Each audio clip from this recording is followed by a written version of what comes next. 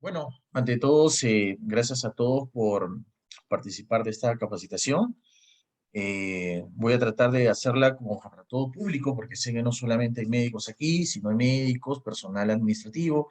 Y un poco el objetivo de esta charla es que ustedes queden con ciertas ideas claras de cómo organizar una evaluación de médico ocupacional en su empresa. Es muy probable que ustedes, muchos sean jefes de recursos humanos o de repente personal asistencial o administrativo de una empresa, y que a veces le encomiendan, ¿no?, la labor de realizar el examen médico ocupacional, organizarlo, ¿no? Entonces uno tiene que saber qué pedir, qué no pedir, y qué cosas básicas uno tiene que saber para de tal manera tenga éxito en su examen médico ocupacional. No me voy a dedicar tanto a los conceptos clásicos y muchas charlas que he visto de exámenes médicos ocupacionales, sino más que todo a ciertas partes específicas y de qué manera podemos llegar a tener, digamos, un buen manejo, ¿no? Llevar bien a cabo todo lo que son los exámenes médicos ocupacionales. Mi nombre es Lenny Romani, ya Bianca indicó mis créditos, y entonces vamos a empezar de una vez. ¿Cuáles son los objetivos de esta charla? Los objetivos de esta charla es primero conocer las características básicas de un servicio de apoyo médico ocupacional. ¿Qué cosa es un servicio de apoyo médico ocupacional? Hace un momento justo un colaborador me indicó el otro día: no, doctor, qué feo nombre, servicio de apoyo al médico ocupacional, o sea, solamente le brindan el apoyo al médico ocupacional. No, servicio de apoyo al médico ocupacional, por si acaso, también llamado SAMO, ¿no? Viene a ser el nombre técnico que nos ha dado el Ministerio de Salud a través de la DIGESA a lo que llamamos coloquialmente clínicas ocupacionales, ¿no? Todas las empresas que brindan servicios a empresas, ¿no?, que son servicios que brindan apoyo al médico ocupacional, son las famosas SAM, ¿no?, que es una sigla. Entonces, conocemos las características básicas de un servicio de apoyo al médico ocupacional, comúnmente llamada clínica ocupacional. ¿Qué características y créditos tienen que tener como mínimo las clínicas para poder ejercer esta labor, ¿no?, de forma adecuada y con ciertos estándares de calidad, ¿no? Entonces, eso es lo que viene a ser la SAM. Entonces, tenemos que conocer las características básicas. Otra cosa que es muy importante y de repente sea la parte más importante de esta charla es establecer los lineamientos entre el médico ocupacional que realiza la vigilancia de salud del trabajo en la empresa y el médico ocupacional de la SAM. Ya sabemos lo que es SAM, comúnmente llamado clínico ocupacional. De repente en adelante en la charla también le diga clínico ocupacional, es una forma coloquial de llamarla, pero sé que a veces por el entendimiento lo puedo repetir porque a veces se entiende mucho de esa manera, ¿no?, en las empresas. Y otro, y brevemente también le hablaré un poco sobre el manejo documental de la historia clínica, que historia clínica es un documento médico legal que igual hay que saberlo manejar, ¿no?, que forma parte también del entregable en una evaluación médico ocupacional, ¿no? Realmente cada uno de estos puntos es para hacer una charla independiente. He tratado de hacerlo, de resumirlo de tal manera que se pueda entender en una sola charla, lo cual es un poco complicado a veces, pero bueno, vamos a hacer el mejor intento para esto, ¿no?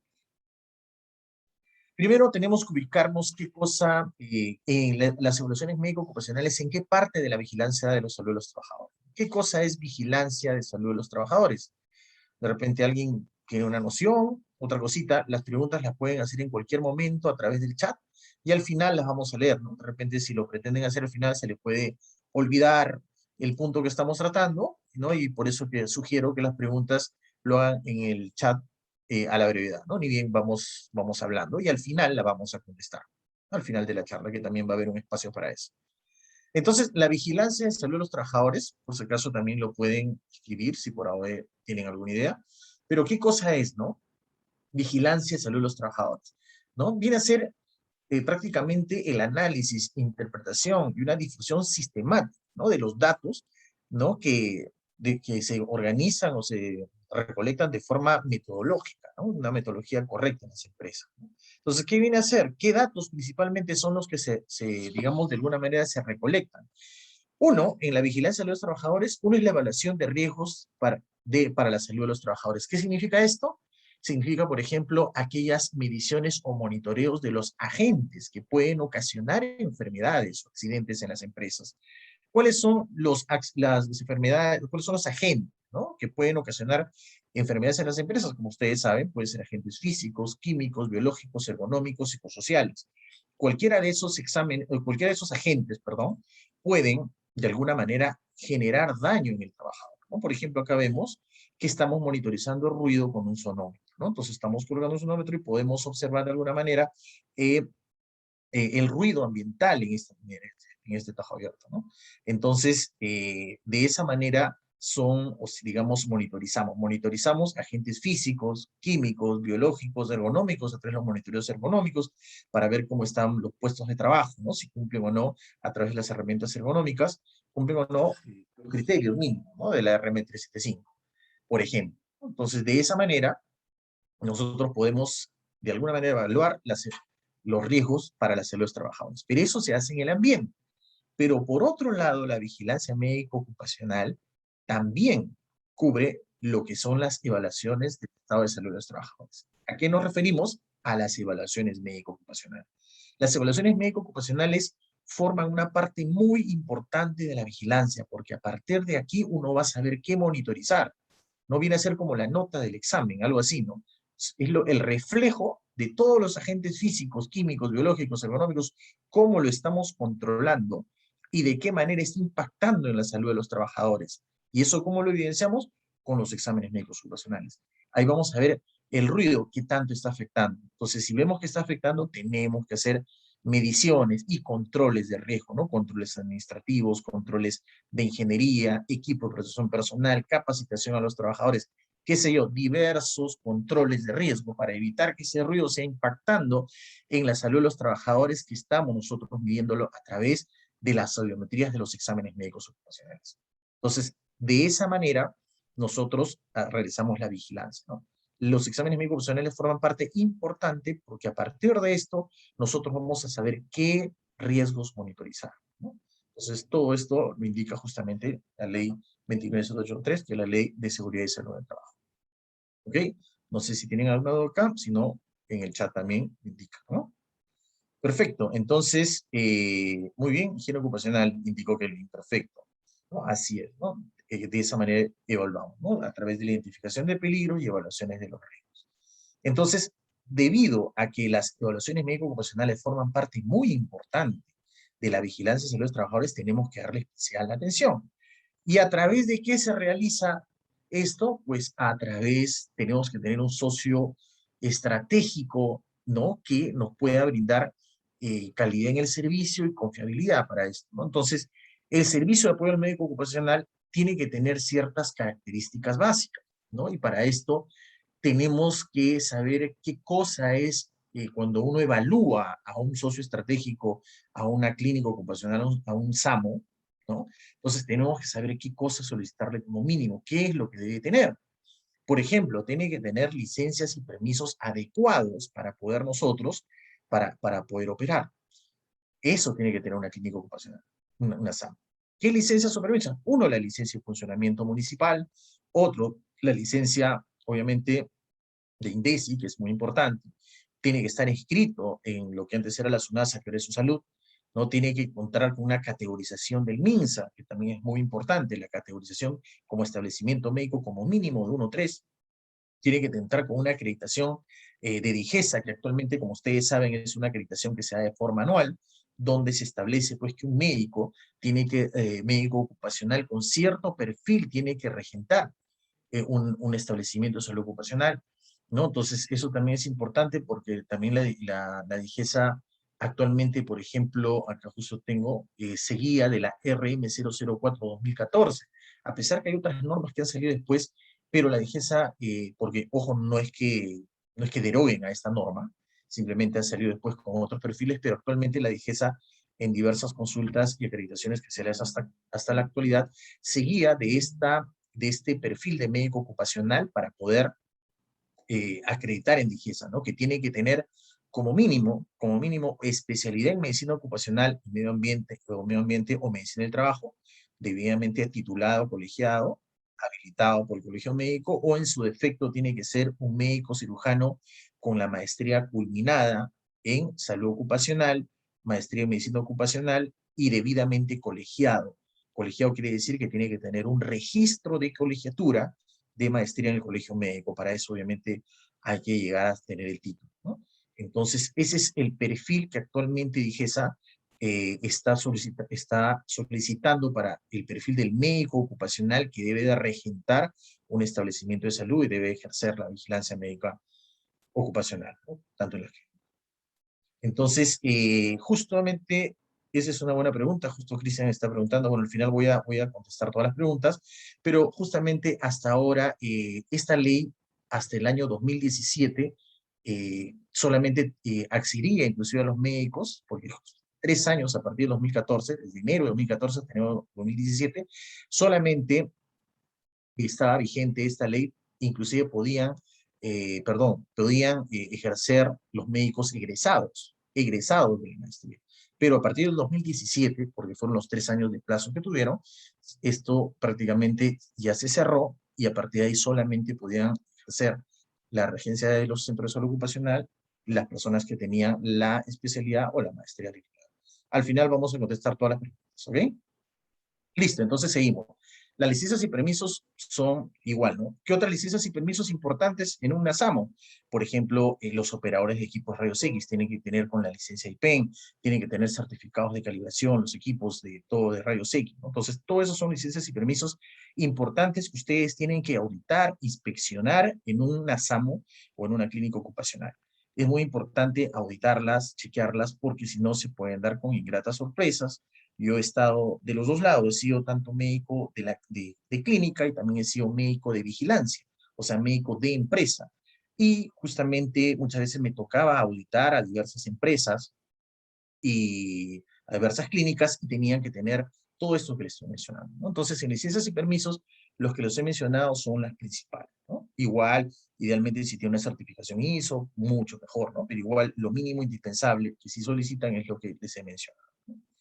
Por otro lado, un sistema de gestión en lo que es seguridad en el trabajo. Obviamente, toda clínica también tiene que ser auditada, no toda SAMO, que son los responsables de hacer nuestro examen médico ocupacional, tienen que tener pues una determinada política de salud y seguridad del trabajo, tiene que estar difundida en la empresa, tiene que tener un organigrama actualizado, tiene que tener un reglamento interno de trabajo, un reglamento de seguridad del trabajo, son cosas que deben de tener de todas maneras, así como programas de capacitaciones para el personal, ¿no? Que tienen que tener IPRC de preferencia publicado en cada ambiente de trabajo. ¿Qué es el IPRC? Es una matriz de riesgo, ¿no? Una matriz de riesgo que identifica los riesgos de ese ambiente, de ese lugar de trabajo, ¿no? Por puesto de trabajo. Entonces, eso es también importante. Tiene que tener un comité de seguridad de salud del trabajo, ¿no? Entonces, procedimiento de investigación de accidentes, reporte de accidentes, todo esos de accidentes e incidentes debe tener el sistema de gestión de seguridad del trabajo de esta SAM. Entonces, gestión de personal también es importante, la gestión de personal competente también, esto también porque se pide, como ya hablamos, un currículum mínimo, tanto para el director, que en este caso ya hablamos, tiene que ser según la 004, que es lo que se está rigiendo de IGESA, ¿no? Entonces, tiene que tener como mínimo, ya hablamos, el magíster, o sea, ser maestro con colegiatura, o en su defecto especialista, ¿no? Y también las enfermeras o el personal que realiza, por ejemplo, la audiometría, tiene que tener certificaciones, idealmente, ¿no? Por ejemplo, ustedes saben, acá hay la identificación, por ejemplo, acá hay el CAIOS, ¿no? Que es una certificación que pueden haber otras, pero se ha adoptado mucho en el mercado, porque es una certificación relativamente completa. Yo también soy certificado en CAIOS y conozco el curso, me parece algo que te estandariza el proceso de audiometría, ¿no? Hasta antes de esa certificación que ha venido hace unos años a Perú, ¿no? Que es una certificación americana, donde te brinda toda una metodología cómo realizar, por ejemplo, una audiometría. Cada persona o cada médico antes de eso lo hacía a su manera, a su forma, y muchas veces no tenía un proceso estandarizado. Yo creo que eso ayudó a regular y las audiometrías se convirtieron en mejor calidad porque ya había una matriz, ¿no? De cómo realizar un procedimiento estandarizado que sería bueno que lo adopten todas las clínicas o todas las AMOs que realizan exámenes médicos ocupacionales, por decir. Otro curso también de acreditación, igual, es ALAT, ¿no? ALAT también acreditó a mucho personal de salud, médicos, enfermeras, que realizan los procedimientos de espirometría, y también reguló la forma de cómo realizar, ¿no? Hasta antes de eso igual no cumplían los estándares, y a veces en la parte de salud ocupacional es lo bueno, ¿no? Porque a diferencia, por ejemplo, de la medicina asistencial, no tienen muchas regulaciones y cada médico lo hace a su forma, a su manera, algunos lo hacen muy bien, otros no tanto, como en todo lado, se ven cosas buenas y cosas malas, pero la regulación hace que tenga un estándar mínimo, ¿no? La espirometría, por ejemplo, siempre tiene que tener una calibración de jeringa, con jeringa, ¿no? Previa todos los días, diariamente. El espirómetro, si no, no se puede realizar una espirometría, ni siquiera se debería tomar como válido una espirometría que no tenga una calibración previa, ¿no? Con una jeringa diaria, ¿no? Entonces, eso es, por ejemplo, un ejemplo de cómo se está regulando como mínimo el recurso humano para que tenga todas esas certificaciones, ¿no? Igual las certificaciones del IPEN, ¿no? De lo que viene a ser las placas radiográficas OIT, ¿no? Entonces, todo eso, la gestión de personal es muy importante en un socio estratégico para poder tener exámenes de calidad y que cumplan un estándar. Por otro lado, la calidad de atención también es importante, ¿no? Deben de tener eh, un libro de reclamaciones, encuestas, sistema de buzón de sugerencias y quejas, tiene que tener un comité de auditoría médica de todas maneras. Un médico al menos tiene que tener un RNA, que es un Registro Nacional de Auditor, para poder ver la calidad del informe y que, pues, ver que tengan todos los niveles y filtros necesarios para que la historia clínica salga con la menor cantidad de errores posible. De repente la perfección no existe, ¿verdad? Pero al menos va a salir con la menor cantidad, no de observaciones o no conformidades que puedan tener las historias clínicas. Entonces, eso también es importante tener, ¿no? Tienen que realizarse auditorías internas en varios niveles, ¿no? Por ejemplo, a nivel primero del evaluador, luego de la jefatura de ese evaluador, posteriormente de un área de calidad y un área de aseguramiento de la calidad. Entonces, ya son varios niveles, varios ojos para evitar que tengan errores esas historias. Por otro lado, tiene que tener una infraestructura mínima, ¿no? Una infraestructura mínima que también ya es sabida que se debe tener, cumplir pues según las normas técnicas, donde se hablan pues de espacios mínimos que tienen que tener, no todas las DIVIS I3, ¿no? Hablan el nivel de justamente categorización de un centro de salud a nivel 1-3, como es lo que solicitan para estas clínicas ocupacionales o estas AMP, ¿no? Entonces, tiene que tener una buena ubicación, algo pues que pueda ventilado, con luz, ahora en la parte, ahora en las épocas del COVID, y tiene que tener pues estructuras mínimas que marcan la normativa, ¿no? La norma técnica de salud que es prácticamente rige a todos los establecimientos de salud, en este caso 1.3, por ser lo que te solicita como mínimo. La DIGESA es tener un nivel de categorización a nivel de DIRIS de 1.3, ¿no? Entonces, en base a todas estas características que tiene que tener, aseguramos, y eso obviamente está en varias matrices de auditoría, tenemos que auditar a la clínica ocupacional y asegurar que tengan todos estos implementos, todas estas características para tener un socio estratégico que cumpla estándares mínimos y sobre todo, ¿por qué? Porque le estamos confiando algo muy importante que viene a ser emitir los criterios de aptitud, que ahora vamos a ver en adelante cómo se realiza ese proceso, ¿no? Entonces, si tienen alguna pregunta, por favor lo colocan en el chat hasta las características del servicio por el médico ocupacional. ¿Ok? Bueno, adentrándonos un poquito más, perdón, ¿no? Entonces, acá podemos ver acá lo que estamos acá visualizando, que justamente viene a ser como una balanza, ¿no? Uno es la empresa, ¿no? Que tiene riesgos propios, que tiene, digamos, características propias, ¿no? Donde hay un médico que se encarga de la vigilancia y salud del trabajador, ¿no? Entonces, ese es por un lado. Y por otro lado está la SAMO clínico ocupacional, ¿no? Entonces, es importante la normativa, la 312, justamente indica que el médico ocupacional va a determinar la metodología y la técnica que se requerirá para las evaluaciones médico-ocupacionales de acuerdo al tipo de acción. ¿Por qué es importante esto? Es importante porque la comunicación tiene que ser muy buena entre el médico de la empresa, que es el médico que recoge, conoce mejor que nadie los riesgos de cada puesto de trabajo. Este médico se empapa de qué? Internamente, del hiper de esta empresa, de los riesgos de puestos de cada puesto de trabajo. Conoce el mapa de riesgo, conoce los legajos médicos antiguos de los trabajadores, o sea, tiene bastante conocimiento que este médico de la SAMO, de la clínica, no lo tiene. ¿no? Entonces, es por eso y de vital importancia esta estrecha comunicación entre el médico que ejerce la vigilancia de la salud del trabajador, también llamada vigilancia médico ocupacional, a veces no le gusta a algunos otros el nombre, prefieren llamarla vigilancia de salud del trabajador, pero en conclusión, este médico de la empresa tiene que tener muy buena comunicación con este médico de la SAMO, porque si no, no hay cosas que el médico de la SAMO no va a tener cómo saber, ¿no? Entonces, y muchas veces, si no existe esta buena comunicación, va a existir eso clásico, si alguien acá tiene la experiencia de haber realizado exámenes ocupacionales, dirán, el médico de la SAMO se equivocó y no colocó una actitud correcta. ¿Por qué le colocó apto con restricciones si esta persona solamente hace esto, ¿no? No tiene mayor riesgo, solamente hace así, hace así, y por eso no tendría por qué haberle colocado apto con restricciones. Entre comillas, se equivocó. O viceversa, ¿no? Comete una exageración y le coloca un apto con restricciones a una persona, ¿no? Que no tiene el riesgo completo para eso. Entonces, realmente es bastante importante esta estrecha comunicación, porque al médico de la SAMA le encarga la ley, la norma, la facultad de emitir un criterio de actitud. Pero este criterio de actitud nunca será exacto, preciso, y será muy general y hasta con posibilidad de error si no existe una buena comunicación entre el médico de la empresa y el médico de la SAMA. Entonces, eso es por eso la importancia de esta comunicación. ¿Ok?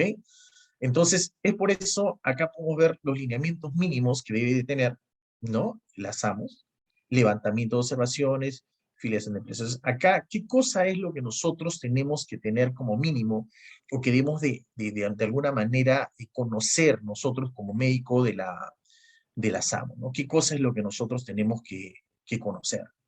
Entonces, como mínimo, tenemos que tener la afiliación de la empresa, que saber qué cosa consiste la empresa. Los protocolos, o también llamados perfiles de exámenes médicos ocupacionales, las indicaciones especiales, porque hay muchas empresas que tienen indicaciones especiales. Eso también es importante tener en consideración, porque muchas veces vemos que las empresas tienen particulares exigencias y que tenemos que complementarlas. Entonces, eso también tenemos que hacerlo.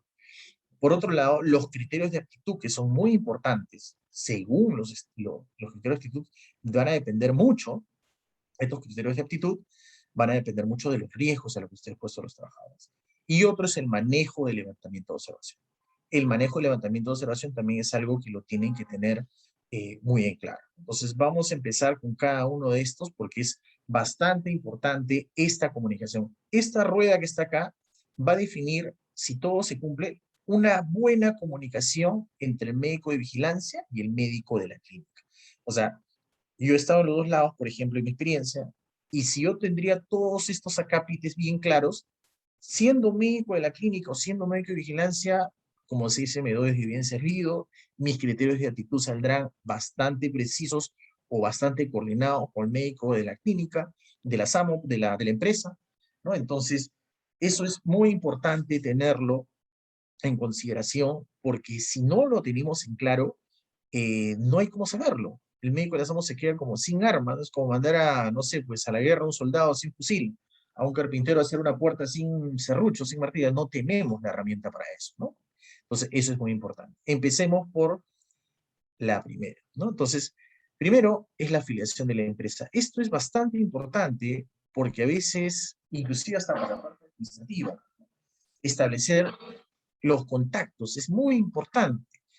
¿Quiénes son? Porque si no, a veces en el proceso se entrometen muchas personas, a veces ajenas inclusive al proceso, y uno hasta puede pecar con temas de confidencialidad, que ya lo vamos a ver que es muy importante.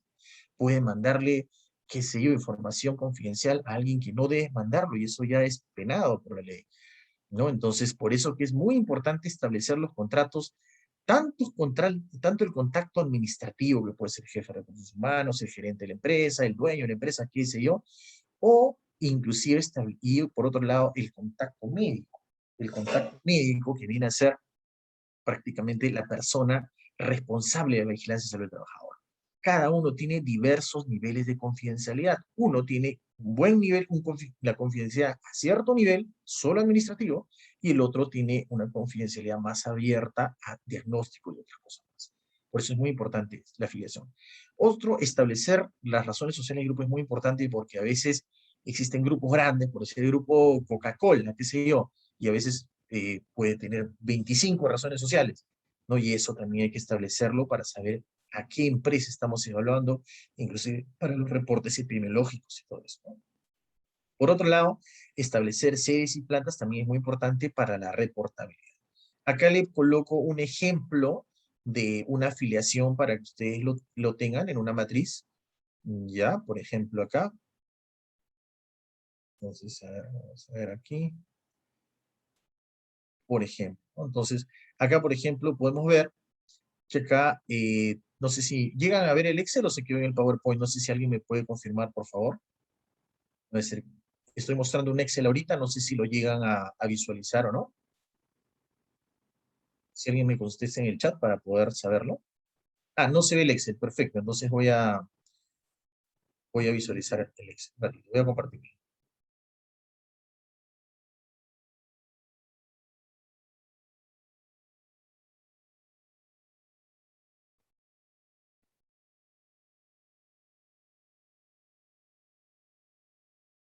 A ver, un momentito, vamos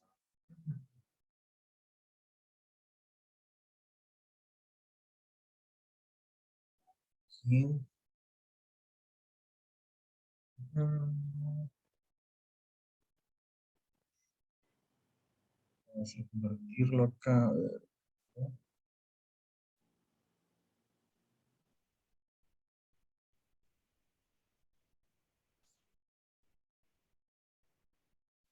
¿No?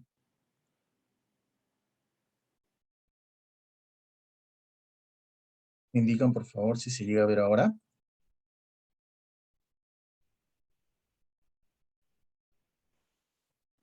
Mm, Ya, no sé si ahora lo llegan a ver, el Excel. Ahora sí, ¿no? Perfecto, ahora sí. Sí, entonces, como les comentaba, este es un ejemplo de la parte de afiliación de la empresa, ¿no? Donde tenemos que colocar la razón social de la empresa, tenemos que colocar el nombre comercial de la empresa, las personas que son como contactos de la empresa, que ya hablamos hace un rato, ¿no? La fecha de inicio, final, los contactos, por ejemplo, quién es el cargo, tanto el alcance si es administrativo, si es médico, ocupacional, ¿no? Los contactos, los correos, los teléfonos, toda la parte de filiación es bastante importante, ¿no? También por el lado de la SAMO, también quién es el médico responsable, quién es la jefatura médica y las personas que firman la parte de la afiliación. Entonces la afiliación es importante porque nos va a establecer los contactos autorizados para poder, digamos, acceder a la información médica. Si eso no se establece, corremos el riesgo de violar o violentar la confidencialidad que está penada por la 29783, por la Ley General de Salud, la 26842. Entonces, prácticamente no establecemos bien los criterios. Es por eso que es importante ese tema de la confidencialidad. Ahora sí, vamos a seguir con el PowerPoint. Entonces, ven el PowerPoint, ¿no? Entonces, por otro lado, entonces, esto es importante lo que es financiación de la empresa. Estamos hablando de la primera rueda de esto. La segunda parte muy importante son los protocolos. Esto se tiene que establecer los protocolos. Los protocolos de examen médico ocupacional, de igual manera, vienen a ser, digamos, también llamados perfiles, vienen a ser la agrupación de exámenes médicos según los riesgos. En salud ocupacional, los exámenes médicos, existen exámenes médicos como manda la 312, obligatorios y complementarios. De todas maneras, tiene que haber un examen médico, un examen psicológico y los exámenes complementarios se van a dar de acuerdo a los riesgos de cada puesto de trabajo, ¿no? Entonces, eso es lo que a nosotros nos va a indicar cada riesgo, cada puesto de examen de trabajo, prácticamente lo que va para nosotros es indicarnos qué examen le toca, ¿no? Por ejemplo, acá, otra vez voy a parar y voy a volver a compartir porque también les voy a volver a mostrar un Excel. ¿Está?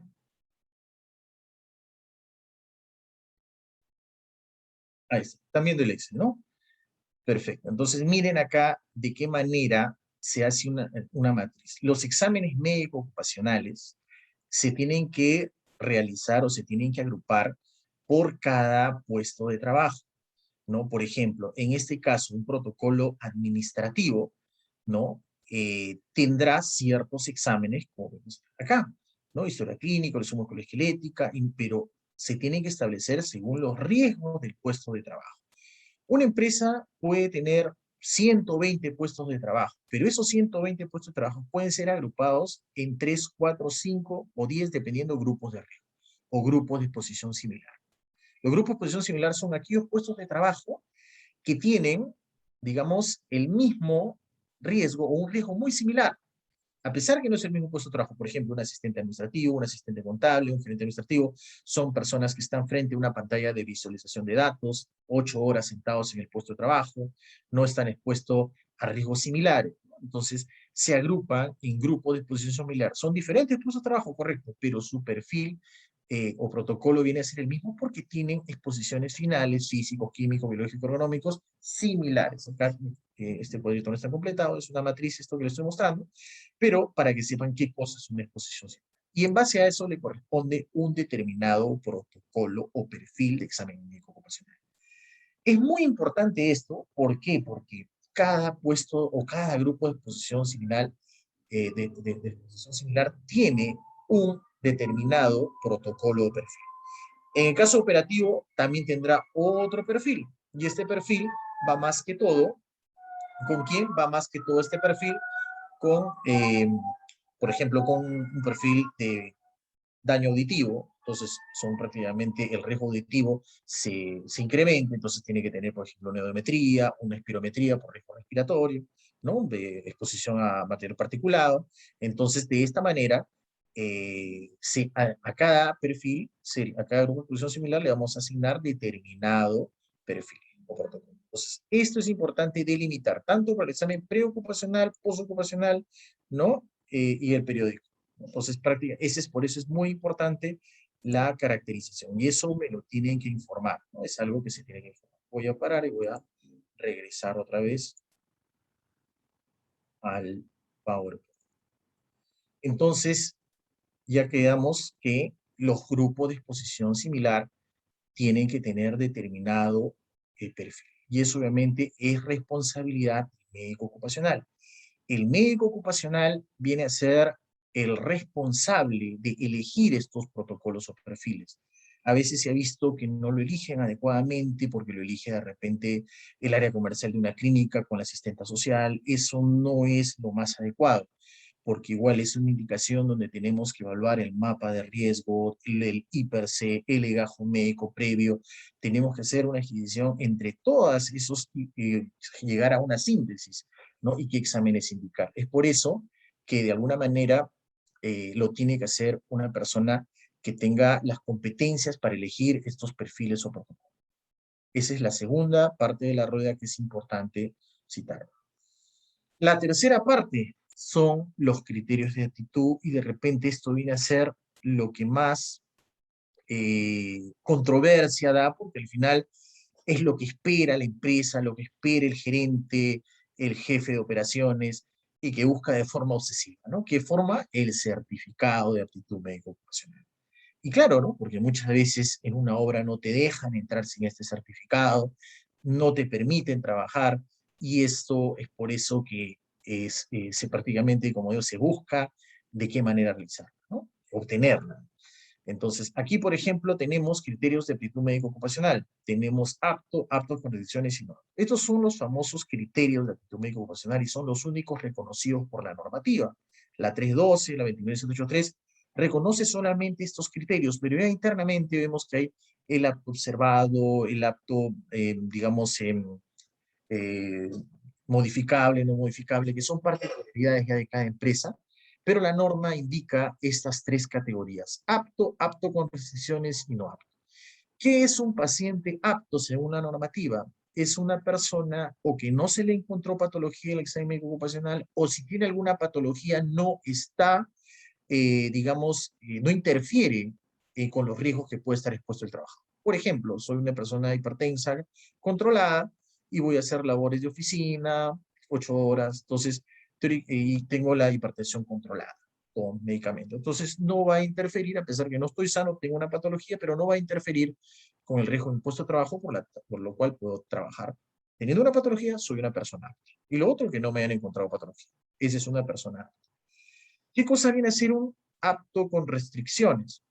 ¿No? Viene a ser aquel trabajador que tiene una condición de salud que puede ser agravada por el riesgo de su puesto de trabajo, por los agentes físicos, químicos, biológicos, económicos de su puesto de trabajo. Por ejemplo, una persona que tiene hipoacusia inducida por ruido. Ha salido con una hipoacusia inducida por ruido en su examen médico ocupacional y vamos a exponerlo a ruido, a niveles de ruido que pueden ser perjudiciales, más de 82 decibeles. Entonces, esta persona puede perjudicarse. Entonces, tiene que tener determinadas condiciones específicas para que no se siga grabando. Hay que utilizar equipo de protección personal, hay que incluirlo de todas maneras al programa de vigilancia, en este caso el programa de conservación de la visión de la empresa.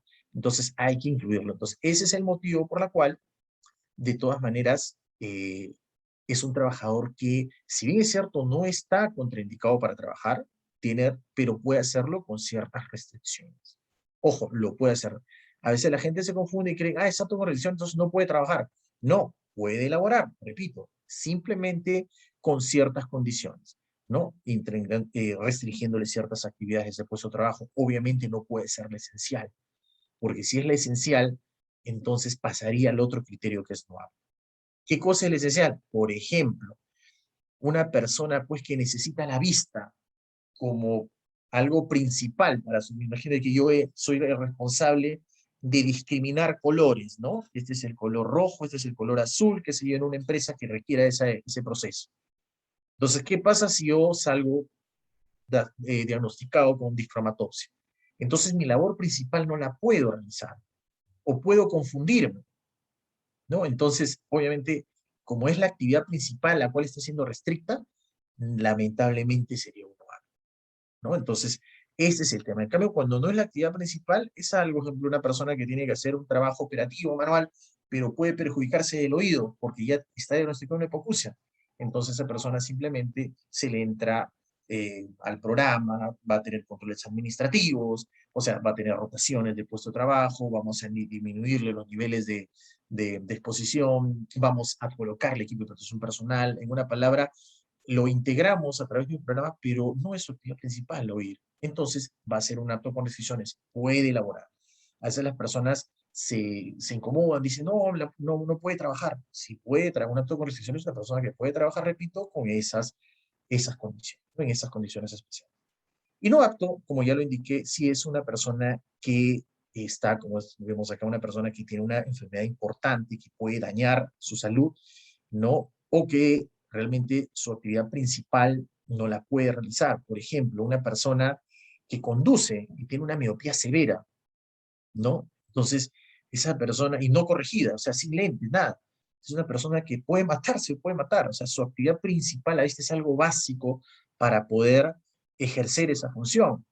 Entonces, esa persona sería un no apto. Entonces, esos tres criterios es básico tenerlo en cuenta para poder emitir un criterio de aptitud, ¿no? Y como indica acá la norma, es que la función, el veredicto de establecer quién es persona apto, qué persona o qué trabajador es apto a conexiones y no apto, es el médico ocupacional. Es una responsabilidad grande. Es una responsabilidad que se tiene que realizar en conjunto. El médico ocupacional, repito, de la clínica OSAMO con el médico ocupacional de la empresa o que también llamado que ejerce la vigilancia médico ocupacional, ¿no? La vigilancia en salud del trabajador. Esos dos médicos tienen, si no tienen una buena comunicación, estos criterios de aptitud podrían tener ciertas deficiencias. No quiere decir que siempre se equivoquen, sino que por falta de información podrían ser observados, ¿no? El típico caso es cuando llega un nuevo médico a la empresa y dicen, uy, el doctor no, digamos, no tiene tal información y recién se ponen a actualizar esa información que le hacen llegar al médico de la clínica, de la SAMO, para que pueda dar mejores veredictos de criterios de aptitud. Entonces, es bastante importante. Entonces, acá en emisión de los criterios de aptitud hay dos actores básicos, ¿no? Los dos médicos de comunicación. Ahora, el médico que ejerce la vigilancia en salud del trabajador no solamente recoge su opinión de médico, porque para nadie es un secreto que los criterios de aptitud no solo dependen de criterios médicos, muchas veces dependen de criterios operativos, de criterios gerenciales, y de muchas cosas. Entonces, esto es por eso que ya el médico que ejerce la vigilancia ya recoge todas esas opiniones y de esa manera transmite al médico de la clínica todas sus indicaciones, ¿no? Entonces, hay cosas que pueden ser perfectamente válidas, ¿no? Pero eso sí, por otro lado, hay que quedar bien en claro que ninguno de estos criterios de aptitud no pueden ser utilizados con fines discriminatorios. Ninguno puede ser para suspender a un trabajador de determinado trabajo, ¿no? Por un tema discriminatorio. Es con el único fin de cuidar y preservar la salud del trabajador y de sus compañeros de trabajo. Entonces, eso hay que tener en claro para qué sirven estos criterios. Les voy a mostrar una matriz en Excel para que también lo tengan en claro con un ejemplo básico.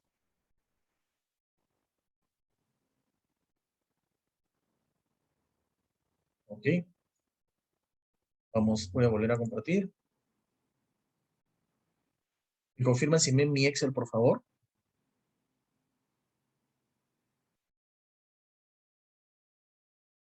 Me indican si ven el Excel ya, ¿no? Perfecto. Listo, entonces, acá podemos ver, por ejemplo, una matriz para ver los criterios de aptitud. Ojo, cada criterio de aptitud es particular para cada grupo de riesgo. ¿Se acuerdan que hablamos hace un rato de los grupos de exposición similar? El grupo de los administrativos, el grupo de los operativos, el grupo de los que tienen exposición a altura física, al otro que tiene altura geográfica, se van a la mina arriba, ¿no? Entonces, todos ellos tienen determinados criterios de aptitud que son diferentes. Una persona puede ser apto para un determinado grupo de riesgo y puede ser no apto para otro grupo de riesgo. Entonces, es por eso que cada criterio es en cada grupo de riesgo. Acá, por ejemplo, vamos a analizar para el personal administrativo. Entonces, este es un ejemplo de una matriz. Como ya hablamos, ¿no? Estos criterios de aptitud consensuados entre el médico ocupacional que ejerce la vigilancia de salud, vale decir el médico ocupacional de la empresa, con el médico de la salud, ¿no? Entonces, aquí, por ejemplo, vemos este paciente apto por decisiones y no apto. Acá, por ejemplo, vemos, ¿no? Acá van a estar los principales diagnósticos que se realizan en las evaluaciones médico-ocupacionales. Por ejemplo, acá vemos la parte cardiovascular, IMC para el obeso, bajo peso, ¿no? La parte de visión, la parte de audición, la parte pulmonar, de laboratorio, el hemograma, examen de orina, perfil lipídico, qué sé yo.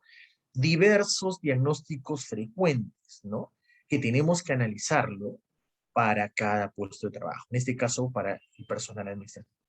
Entonces, el médico de vigilancia, esto se llena en conjunto y hablamos, establecer, ¿no? Que, por ejemplo, una persona que sale con diagnóstico de hipertensión va a ser apto si está en niveles normales, presión 120/80. Apto con recomendaciones. ¿Quiénes son estas personas? Son las personas que no están sanas, tienen un diagnóstico, ¿no? Tienen hipertenso, por ejemplo, un hipertenso controlado, pero no interfiere con su riesgo de su puesto de trabajo al que va a estar expuesto. Entonces, es una persona apta, pero tiene recomendaciones, ¿no? Porque no está sano, o sea, tiene una patología, pero está controlada. Entonces, por ejemplo, las personas que tienen hipertensión o tienen una HTA son hipertensos diagnosticados, pero controlados. Entonces, igual serán diagnosticados sometidos como aptos con ciertas recomendaciones. En cambio, bueno, voy a saltarme un ratito, tengo restricciones, ahorita le voy a decir por qué. Una persona no apta es una persona que tiene una hipertensión arterial complicada, tiene una emergencia hipertensiva, tiene daño de órgano blanco. Entonces, esa persona definitivamente es no apto y no hay mucho que cuestionar, ¿no? Es categoría. En cambio, la controversial, la que siempre causa problemas en las decisiones, es el famoso apto con restricciones, que son personas o trabajadores que tienen cierta condición que sí su trabajo podría empeorarlo. Por ejemplo, ¿qué pasa si una persona se está yendo a mina y tiene hipertensión arterial no controlada? ¿Lo subo? ¿No lo subo? De repente sube, es una crisis allá, me meto un problema como médico. Entonces tenemos que definir qué hacer. Pero por otro lado viene el ingeniero que me está presionando, que esa persona es importante, que tiene que ir. Nos ponemos entre la espada y la pared. Y eso es lo que tenemos que consensuar con el médico que hace la vigilancia de salud de trabajadores para poder llegar a un término medio y decir, cada que venga un paciente con tales niveles de presión, por favor, se va a manejar de esa manera. Entonces, eso es algo que se tiene que consensuar. Entonces, por ejemplo, hay observaciones levantables y no levantables. ¿Qué es una observación levantable? Por ejemplo, es una persona que, por ejemplo, necesita lentes, ¿no? Y con su lente corrige el 20/20. Listo. Soy momentáneamente no apto, pero me pongo mis lentes, corrijo el 20/20, visión completa, y me convertí en apto. Es una persona. Una persona que tenga una hipertensión no controlada, complicada, voy al médico, me controla la presión y ya puedo subir, ¿no? Con ciertas recomendaciones. En cambio, observamos no levantables, ¿qué significa? Que van con un visto bueno al especialista. Por ejemplo, un obeso, lo observamos, porque va al endocrinólogo, no va a dejar de ser obeso, pero de repente le dan una medicación, le dan, no sé, ciertos cambios en el estilo de vida, recomendaciones, sugerencias, y con eso se decide que pueda subir, por ejemplo. Entonces, eso es importante, las soluciones tanto levantables como levantables, porque todas estas observaciones generalmente tienen que pasar una interconsulta. Es por eso que esta columna llamada, o este criterio llamado apto con restricciones, tiene que pasar por un especialista para que le dé el visto bueno. Es una manera de asegurarnos todos, asegurar la salud del paciente para que no se pueda complicar en un lugar inhóspito, que no hay acceso a salud, ¿no? Igual se cuida el médico de vigilancia. ¿Por qué? Porque está tomando la previsión de hacerlo ver a una especialidad. Igual el médico de la clínica porque está recibiendo el visto bueno del especialista. Entonces, realmente lo más correcto es realizar un adecuado, un adecuado levantamiento de observación a través de una interconsulta por un especialista. Eso le da un ejemplo concreto de qué cosa es, ¿no? Y así como eso pueden haber en muchas cosas, una persona que sale observada, por ejemplo, con bradicardia, ¿no? Entonces, diversas alteraciones en el EKG o algo, ¿no? Entonces, igual la vista, ¿no? Por ejemplo, en la vista.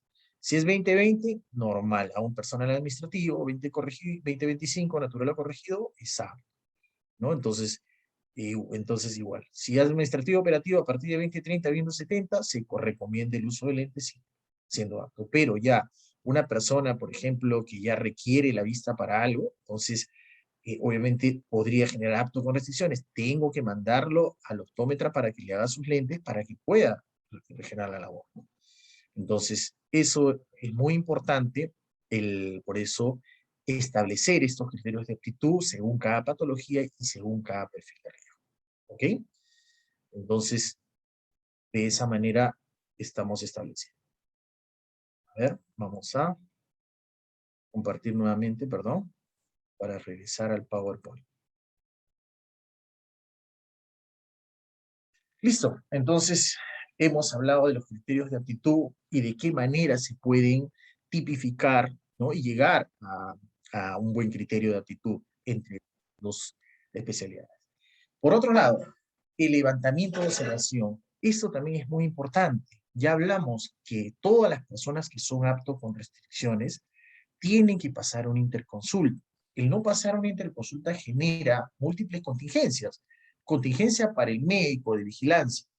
¿Por qué? Porque si bien es cierto, el médico de la clínica es el que coloca su sello para emitir el criterio de aptitud con la información que le da el médico de vigilancia, el médico de la clínica hace con la información que hace el médico de vigilancia, ¿ya?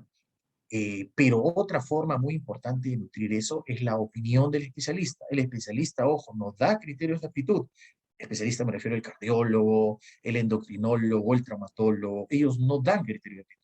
Ellos son una herramienta que le sirve al médico ocupacional para poder emitir un correcto criterio de aptitud. Es una herramienta importante para poder emitir el criterio de aptitud. ¿Y por qué no emiten los especialistas el criterio de aptitud? Porque ellos solamente se quedan en la parte de patología. Ellos te diagnostican la enfermedad. Pero esa enfermedad tenemos nosotros que colocarlo, por decirlo de alguna manera, colocarlo en los riesgos de ese puesto de trabajo. Lo tenemos que indicar en esos puestos de trabajo, tenemos que ubicar esta patología. ¿Puede o no puede con estos riesgos de estos puestos de trabajo? Con todos estos factores de riesgo de este trabajo. Y ese match, esa decisión, es lo que a nosotros nos hace emitir un criterio de aptitud. Es por eso que es importante levantar las observaciones, realizar la interconsulta con las especialidades para tener un amparo. Todos, uno, el paciente gana, porque también va a ser evaluado, y el médico ocupacional, los nuevos médicos ocupacionales protagonistas van a tener cómo emitir con mayor confianza un criterio de aptitud. ¿De qué manera se realiza este levantamiento de observación? Primero, muchas empresas, perdón, no lo realizan, ¿no? O lo realizan parcialmente, lo cual no es recomendable. Quedan contingencias ante cualquier complicación del paciente. Entonces, por ejemplo, el informe o el certificado, muchas empresas optan la modalidad que simplemente cierra y queda sin levantamiento. Esa es la forma menos recomendable de manejar el levantamiento de observación, es decir, no levantarlo. Eso se hacía antes. Actualmente, felizmente, varias empresas ya no trabajan eso también porque hay bastantes médicos ocupacionales en las empresas. Antes era poco, antes, bueno, nosotros ya tenemos 15 años, yo tengo ya 14 años en esto, y en todo el momento, antes era raro ver un médico en una empresa o que asesore una empresa, ¿no? Porque ahora ya con las actuales normativas, las empresas que tengan menos de 500 trabajadores no tienen que tener un médico ocupacional de forma presencial, pueden tenerlo de forma no presencial, ¿no? Asesorándolo de forma no presencial, ¿no? Entonces, eso fue por si acaso antes de la era COVID, ya era así desde antes el trabajo no presencial, en la norma que modificó la 312, ¿no? Entonces, eso es por un lado. Por otro lado, ya es más frecuente ver esos médicos, y esos médicos en empresas ya te exigen estos levantamientos de observación. Y muchas veces dan esa modificación, que dejan el informe, el criterio de actitud abierto. Eso quiere decir, no emito mi criterio de actitud hasta que me llegue esa interconsulta contestada. Y con esa interconsulta contestada, recién voy a poder emitir mi criterio de actitud. Entonces, eso también es bastante importante, levantar las observaciones a través. ¿Y en qué modalidad se elige para realizar? Otro es la entrega de interconsultas, que también la interconsulta, ¿de qué manera lo vamos a entregar? Lo vamos a entregar inmediatamente al trabajador al finalizar la EMO, porque los resultados a veces pueden estar el mismo día, pero si hay un examen por ahí toxicológico que demora una colinesterasa o un examen especial que demora en 2 o 3 días, tiene que ser al final de que están todos los resultados. Por ejemplo, empresas manipuladoras de alimentos, que se hacen un cultivo, ¿no? Entonces, eso demora 2 o 3 días. Entonces, al finalizar la EMO, recién se podrá entregar el criterio de aptitud, ¿no? Y se podrá cerrar el informe. Y también hay plazos para levantar la observación que muchas veces depende del tipo de evaluación, si es preocupacional, si es periódico, pero hay que también dar, ¿no? Ahora, todo, como saben, el costo se asume de los exámenes médico ocupacional, tiene que ser asumido por el empleador. En cambio, el levantamiento de observaciones no es obligatorio realizarlo, el levantamiento de observación, y el costo me refiero por el empleador. Eso es más responsabilidad del trabajador, ¿no? A través de su empresa prestadora de salud. Entonces, es importante saber de qué manera se levantan las observaciones, porque esto va a generar bienestar en general y aseguramiento también en la gestión de los exámenes médicos. Entonces, bueno, he intentado resumir todas estas, con esto prácticamente esta rueda ya estaría indicada, ¿no? Todo lo que es levantamiento de observaciones, que son los elementos básicos de comunicación que deben de tener tanto el médico de vigilancia como el médico de la clínica ocupacional de la salud, ¿no? Entonces, otra cosa importante también es la parte de la historia clínica y el manejo documentario de la historia clínica. La historia clínica es un documento médico legal que tiene el grado de declaración jurada, en la cual la persona que declara no puede decir lo que el trabajador, en este caso el paciente, no puede decir lo que buenamente crea o conveniente o lo que le venga en gana, si no tiene el grado de declaración jurada, por lo cual tiene la obligación de decir la verdad en una historia clínica. Entonces, es un documento médico legal que tiene propietarios. El paciente es el propietario del contenido. La clínica, la SAMO, que al final es una IPRES, ¿no? Un IPRES, o sea, es la categoría que no es el Ministerio de Salud, o sea, es un centro de salud con categorización, es el propietario del papel, del físico, del documento, o en todo caso de la información en sus servidores de esa clínica. Es propietario del documento, ¿no? Y el médico tiene la propiedad intelectual. Entonces, muchas veces, ¿por qué comento esto? Porque a veces en el desconocimiento, ciertos médicos o ciertos gerentes solicitan que le den la historia clínica original no, porque dicen, no, que necesito, que yo le he pagado, pero no es responsabilidad de un área de vigilancia y salud del trabajo tener documentos originales. Eso ya lo establece las normativas actuales, ¿no? La normativa actual es la norma técnica 139. Entonces, eso de gestión de historias clínicas. Entonces ya establece cómo es el manejo. Es un documento médico legal. Por eso que todo centro de salud ocupacional debe tener un archivo de historias clínicas o servidores adecuados donde custodie la información, porque es responsabilidad de la clínica guardar esa información. Me ha tocado que empresas que por años atiendo cambian de médico ocupacional, cambian de toda el área de seguridad del trabajo, cambió, radicalmente cambió. Y te vuelven a solicitar información de hace 7, 8 años. Entonces, me dicen, sí, lo perdimos. Entonces, la clínica tiene la obligación por norma de brindarle esa información. ¿No? Obviamente que también indica la norma que si hay un costo agregado por esa información, eso sí tiene que cubrir el solicitante. El paciente es uno de los propietarios de la historia clínica ocupacional.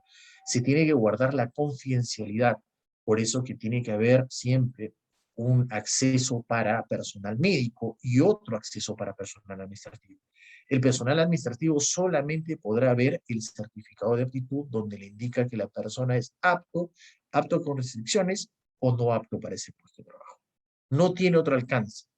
Porque él no puede decir, quiero ver, por ejemplo, el diagnóstico, ¿no? Ha pasado que ese gerente dice, no, sí quiero ver el diagnóstico, ¿por qué? Porque de alguna manera tengo derecho, porque pagué la historia clínica. Lamentablemente no es así. El paciente es dueño del contenido y no se puede salvo una autorización expresa por escrita del paciente. Entonces, de esa manera sí se podría compartir esa información. ¿Ok? Entonces, eso tenerlo bien en claro, cómo es el manejo de la historia clínica, que a veces olvidamos que las AMOS o las clínicas ocupacionales son centros de salud como cualquier otra, que tiene que tener una historia clínica, tiene que guardar confidencialidad, que no puede ser entregado a un personal administrativo. ¿Ok? Entonces, de esa manera es lo que también se tiene que manejar adecuadamente la historia clínica. Inclusive, si alguna vez pidieran una historia clínica original, tiene que ser enviada por el personal de custodia, ¿no? Del archivo de historia clínica y lo tiene que traer y tiene plazo solo 72 horas para llevarlo y traerlo, y solamente con orden judicial. Lo que se puede promocionar son copias, fedateadas, no hay problema, pero los documentos originales en historia clínica son cosas bien delicadas y que obviamente no pueden ser proporcionadas de forma abierta, ¿no? Inclusive si un paciente lo solicita, puede acceder a una copia fedateada, perfecto, ¿no? Pero muchas veces ha pasado que quieren o solicitan, no, quiero el documento original, con la firma original, todo eso no necesariamente es así. Es más, no lo van a solicitar en una auditoría. ¿Por qué? Porque las normas que rigen la norma del manejo de historia clínica, porque historia ocupacional también es una historia clínica, está descrita en la norma técnica 103. Entonces, en base a eso, he querido explicarle los principales objetivos de esta charla, ¿no? Que era prácticamente eso, establecer eh, todo lo que viene a ser la adecuada comunicación entre los ambos protagonistas de un examen médico ocupacional, que conozcan las características adecuadas de una SAM o una clínica ocupacional, tiene que tener ciertos estándares adecuados, y también el manejo de historia clínica común.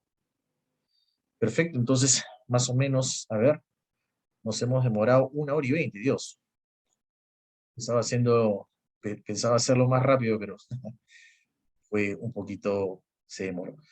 Pero bueno, díganme si tienen preguntas, por favor, voy a pasar a leerlas. Si tienen alguna duda sobre estos temas, con toda confianza, escríbanlo en el chat y vamos a contestarlo. Me indican, por favor. Vamos a ver, de todas maneras.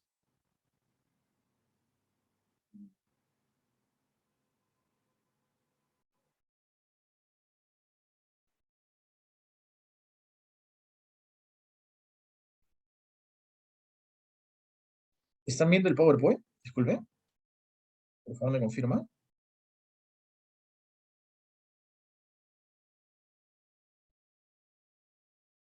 Ya, perfecto, ya están viendo el PowerPoint. Excelente. Listo, entonces vamos a leer las preguntas. Ante cualquier cosita, vamos a apoyarnos en el PowerPoint. A ver, primera pregunta por acá. A ver. Se debe entregar los resultados de los hemos a los trabajadores. El doctor Kelvin pregunta. Obviamente, ¿no?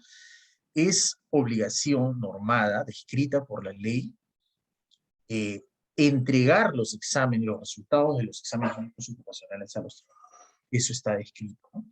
Es un informe donde va el resumen, ¿no?, de lo que viene a ser los exámenes médicos ocupacionales tomados.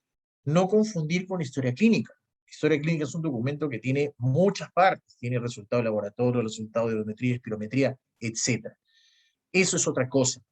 Lo que tiene que recibir es el informe de sus resultados, como un resumen de su examen, lo que ha sido su examen médico, con los diagnósticos y recomendaciones. Eso sí es derecho del trabajador recibir. ¿Y quién es el único facultado? El artículo 102 de la 29183 indica que el único facultado para hacer esta ejecución de entrega de resultados es el médico de vigilancia de salud del trabajador, el médico de la empresa. No lo puede entregar el jefe de recursos humanos, el dueño de la empresa, el gerente, no. Eso está normado por ley, que el único facultado para hacer esa entrega es el médico ocupacional de la empresa. ¿Ok? ¿Si le quedó claro? Doctor Kelvin me confirma. Perfecto. A ver, el ingeniero Cristian indica, ¿la ley se mantiene vigente o había algún cambio o modificación? Creo que estábamos hablando de la ley del perfil del médico ocupacional. Hace un ratito lo leí, en ese momento estábamos en ese tema. Sí, el perfil del médico ocupacional es una ley que salió en el año 2014, ¿no? Salió en el año 2014, indicando que podía ejercer medicina ocupacional los médicos que sean egresados de la maestría con un año de experiencia o en su defecto alguien con el diplomado de salud ocupacional y con 3 años de experiencia, ¿no? Entonces, eso lo mantuvo vigente hasta 3 años. Dijo, este perfil de médico ocupacional va a poder ejercer hasta el año 2017, 3 años, hasta 3 años después de emitida esta resolución ministerial, la 004.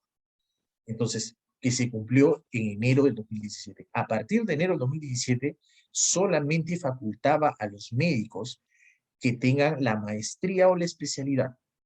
La maestría colegiada, eso quiere decir titulada, con registro de colegio en el colegio.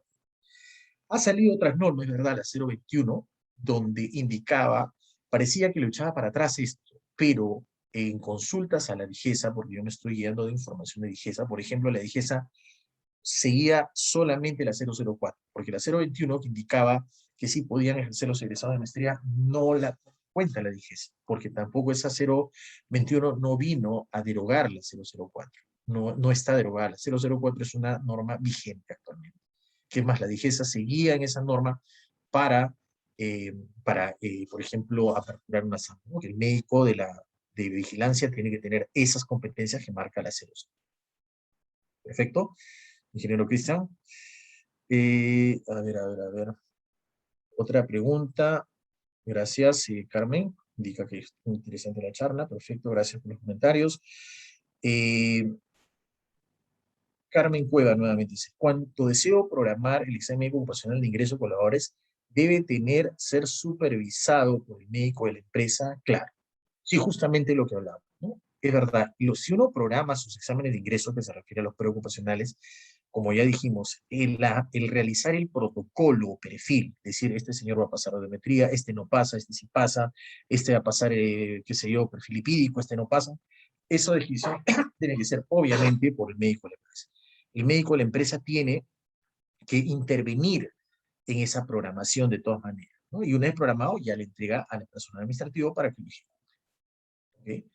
Si no hay médico, solo técnico de enfermería, ¿se puede entregar el certificado? Ya, no, a lo que se referían ahí, claro, el médico de la empresa, o sea, como les digo, el médico de la empresa lo indica la ley, la norma indica que toda empresa tiene que tener un médico que asesore, de todas maneras, de forma presencial o no presencial.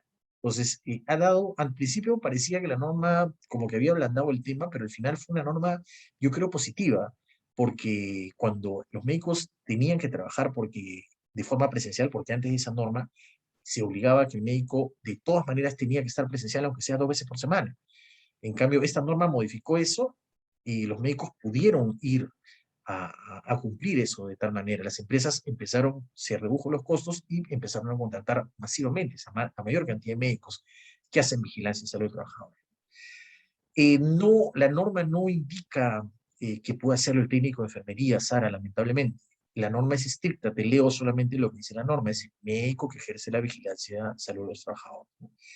En la época COVID, si eso se ablandó para empresas más pequeñas, podía hacerlo un personal de enfermería, pero no hablamos para las relaciones ocupacionales, sino hablamos para los resultados de las pruebas COVID, eso en la pandemia. Eso sí, admitía técnicos, inclusive hasta personal que se encarga del servicio del trabajo. Pero para empresas más grandes sí obligaba a médicos de esta manera. En este caso, lamentablemente la norma indica médico, no indica técnico o... Ahora, Kelvin nos pregunta, ¿son no aptos los trabajadores que se encuentran dentro del grupo de riesgo COVID-19? Claro, justamente vamos a ver para qué, eso forma parte de otra normativa, de la 972, que son empresas, digamos, son normativas ya dirigidos al COVID-19. Eso, los no aptos tienen que ser dependiendo del riesgo del puesto de trabajo. La no aptitud o aptitud se declara dependiendo del riesgo del puesto de trabajo. Si solamente me hablan de diagnóstico, por ejemplo, COVID-19 o riesgo de COVID-19, habríamos que ver para qué puesto de trabajo. Puede ser un trabajo remoto, puede trabajar, ¿no? Entonces, eso siempre se contesta todos los criterios de aptitud dependiendo del puesto de trabajo. A ver, Paola nos pregunta, ¿los resultados de un examen médico ocupacional periódico son válidos si el centro solo envía la hoja de interconsulta o cómo se debe proceder? Los resultados de un examen médico ocupacional, ya, periódicos. Ya, los resultados obviamente forman parte de un legajo médico completo. La interconsulta no es un resultado. La interconsulta es simplemente un documento que lo tiene que leer otro médico para responderlo, pero la hoja de interconsulta no es un resultado. La hoja de interconsulta tiene que llegar al médico, respondida al médico de la clínica, y de esta manera el médico tiene que generar el criterio de actitud nuevamente, y en base a eso recién saldrá el resultado. Entonces, de esa manera es que se procede con las hojas de interconsulta. Perfecto, ingeniero Cristian, muy bien. Stephanie Araceli, ¿con cuántas frecuencias se debe hacer el examen ocupacional a la administrativa? Claro, la frecuencia la estableció la ley 30.222, modificó, ¿no? El decreto supremo 005 de la 29783 establecía de frecuencia anual, pero la frecuencia fue modificada por la 30.222 con su decreto supremo 006, en la cual indicaba que la frecuencia en personal de bajo riesgo podía ser bianual, o sea, cada 2 años se podía ejercer, se podía realizar los exámenes ocupacionales para personal de bajo riesgo, ¿no? Lo que no indicaba, o digamos, también ponía que el médico ocupacional podía sin problemas revertir eso. Si él consideraba que cierta persona, entre comillas, de bajo riesgo administrativo, tenía que pasar de forma anual porque tenía sus sustentos médicos, lo podía hacer sin problema. O sea, no es algo a rajatabla, ¿no? A eso, ¿no? Perfecto. A ver, Manuel nos pregunta, Manuel Vila, ¿qué se puede hacer cuando el médico de Unipres no firma la interconsulta de la SAM? No, toda la interconsulta tiene que ser firmado por un médico, no necesariamente el director médico, puede ser cualquier médico, ¿no? Pero de todas maneras tiene que ser, digamos, consultada, interconsultada de médico a médico, ¿no? Entonces, ¿qué se puede hacer con el médico de Unipres no firma la interconsulta? Sí, es que hay que regularizarlo, ¿no? Tendrías que devolverle la interconsulta para que lo selle, ¿no? Y para que pueda ir al médico con la interconsulta correctamente firmada.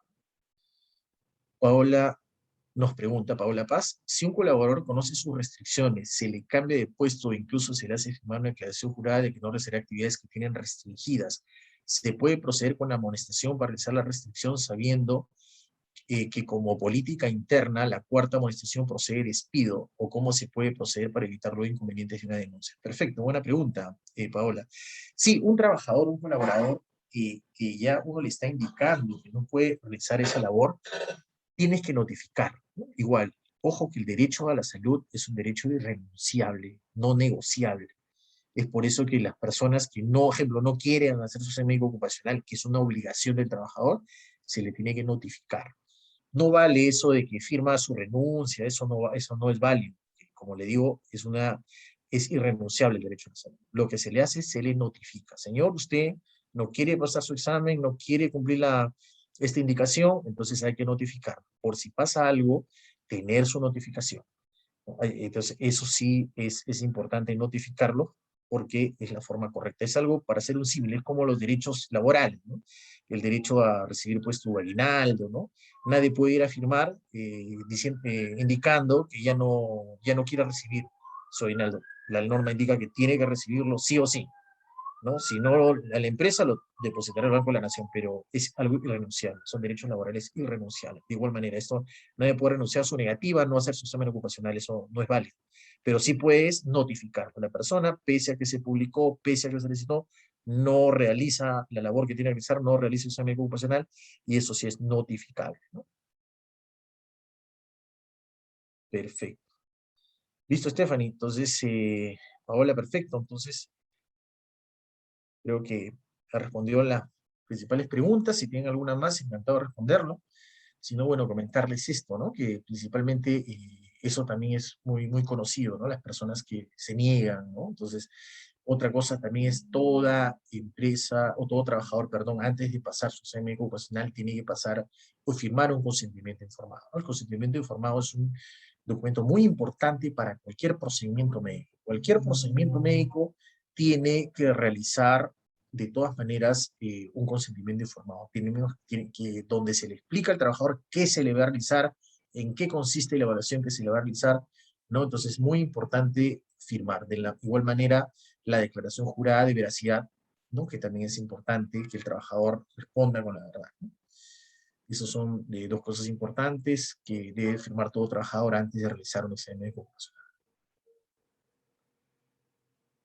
Perfecto. Creo que, a ver,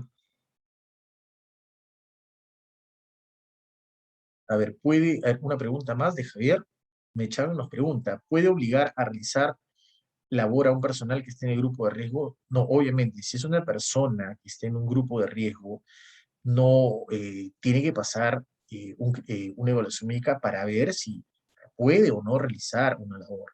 Y obviamente si el médico contradice, indica que no puede realizar, no, ningún personal administrativo, gerente, ni nadie puede obligarlo a realizar una labor. Eso es contraproducente porque la contingencia puede ser grande, ¿no? Definitivamente un trabajador fallecido o algo es bastante complicado para una empresa, ¿no? ¿Ok? Perfecto, señores, agradezco su presencia. Prácticamente hemos pasado bastante, 9:32, ¿no? Perfecto, creo que ha sido una sesión bastante interesante y que de verdad ha sido un gusto estar con ustedes. Agradezco su presencia y de verdad que cualquier duda, ahí tienen mis datos, ¿no? Mi correo corporativo y personal para cualquier duda que tengan en la organización de sus exámenes médicos ocupacionales, gustosos a poder ayudarlos a atenderlos. ¿Sí? Muchas gracias, Javier, a ti, muchas gracias por tus palabras. Muchas gracias.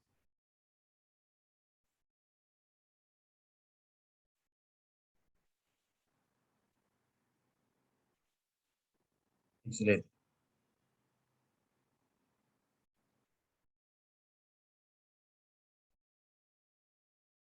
Buenas noches a todos.